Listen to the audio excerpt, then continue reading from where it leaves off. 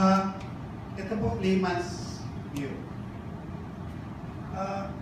If we invest $100 million for defense, China would invest $1 billion. Ensure, even if it takes years, hindi po natin kaya. Hindi po natin kaya. But, when they try to do some construction in the area covered by Vietnam, pumalag po yung Vietnam. So with Japan. So the question dito is, okay, if we buy one jet fighter, China will produce maybe 10 or 20. So, ang Philippines po, when are we going to have the backbone to stand up and say, enough is enough? Sobra na yung bullying. Anong gagawin po natin? So, yun na po yun natin. Thank you. Well, very fortunately, it's not China against the Philippines. Otherwise, kung tayong dalawa nandun sa gitna ng gubat, mahirap na laban yun. But just like a person being bullied, you know, when you're being bullied, again, I go back to the example in the school. What do you do when you're being bullied? You keep quiet. You keep quiet, the guy will just bully you to the end of the earth. Correct? But if you tell your parents, you tell the barangay, you tell the principal, you tell other people, you holler, you shout, then it's not you against the bully. It will be the bully against you and several others. That's exactly how the Philippines is playing it through diplomacy. We have the legal option by going to the arbitral tribunal. We have the alliance, we have the Mutual Defense Treaty with the US, and we have tightened our setup with Japan to the extent that Japan is helping finance our capability to defend ourselves. We are getting 10 Coast Guard ships from them, and they said that they're willing to transfer excess defense articles, maybe for a very reasonable price to us. So they're helping because they know, Japan knows that to strengthen us will also strengthen them. They're doing this not because they love us.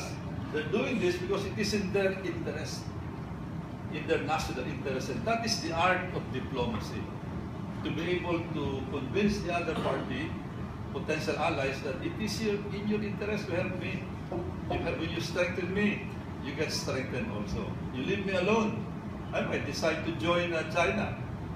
Imagine if the Philippines would join China, look at that island chain. The Philippines will not become a barrier. It becomes a gateway to the rest of the Pacific Ocean. I don't think, I think the US realizes that. Japan realizes that if in the end we are all alone here, the policy makers of the future might just say, ama na yan, wala tayong laban. Sumama na tayo sa China and open our land to China as their base. Wala na, tapos na US dyan. And the US knows that. So, but another thing, there's what you call asymmetric warfare. What is asymmetric warfare? It is the art of fighting a much bigger enemy. Alam niyo ba na during the Second World War, the Japanese were not afraid to run after Filipino-American guerrillas. They kept on sending patrols, running after Volkmann, Ramsey, Sinamarking, yung hunters ROTC in the Rizal Hills. But they would not penetrate the Aitas, who are also fighting them in the jungles of Zambales. Why? Because the Aitas are very good in asymmetric warfare. Kahit na bow and arrow ang ginagamit nila, walang laban yung mga Japanese, even with their howitzers and their superior machine guns. Because they cannot fight asymmetric warfare against the Aitas. They would not enter.